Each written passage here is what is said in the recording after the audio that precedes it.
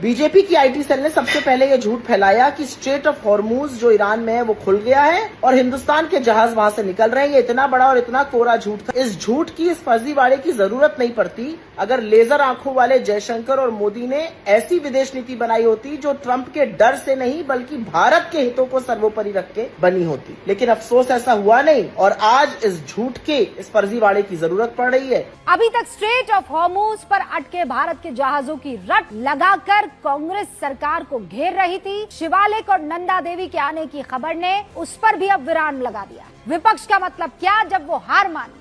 तुरंत पवन खेड़ा ने एक्स पर पोस्ट करते हुए लिख दिया कि भारत में बीजेपी कैंप दोनों जहाजों को लेकर जो खुशी मना रहा है वो गलत है, क्योंकि ये दोनों जहाज भारत के लिए गैस लेकर आ ही नहीं रहे। दोनों जहाज अमेरिका के लिए गैस लेकर निकले। अब यहाँ पवन खेड़ा सहित कांग्रेस के कई नेताओं से गलती एक हो गई। विरोध के चक्कर में वो फैक्ट की जांच करना शायद भूल गए और फैक्ट के साथ सबसे अच्छी बात ये होती है कि वो सामने आ ही जाता है। भ्रम की तरह उसकी जिंदगी 2-4 दिनों की नहीं होती। फैक्ट सामने आया और वो यही था कि दोनों ही जहाज भारत आ रहे हैं। एक तो भारत पहुंच चुका है, दूसरा कल भारत पहुंच जाएगा। जैसे ही ये खबर साफ हुई, कांग्रेस के नेता अपने अपने पोस्ट अब डिलीट करते हुए पाए गए। अब सवाल यह है कि विपक्ष और विपक्ष से सवाल, अगर भारत की विदेश नीति गलत है तो जिस स्ट्रेट ऑफ हॉर्मूज से मौजूदा वक्त में औसतन हर रोज 2 जहाज क्रॉस कर रहे हैं, वहां से भारत के 2 जहाज गैस लेकर कैसे पहुंच रहे? क्रूड लेकर तीसरा जहाज आज कैसे क्रॉस कर गया? आप सोचिए इस रास्ते के लिए दुनिया कितनी बेचैन है। ट्रंप कई देशों के साथ नेवल गठजोड़ की वकालत कर रहा है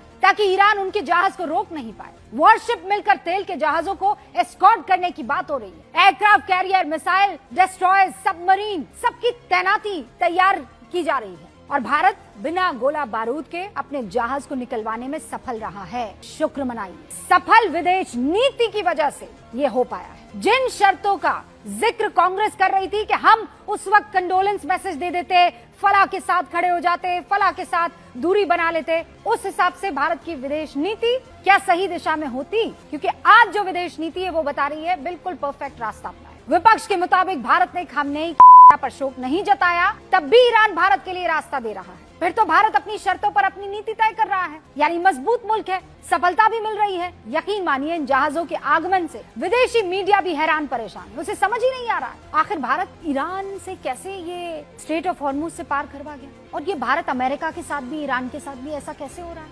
दोनों भारत की ऊर्जा जरूरतों का ध्यान रख रहे हैं, ऐसा कैसे हो रहा है? अब ये तो गर्व करने वाली बात है ना।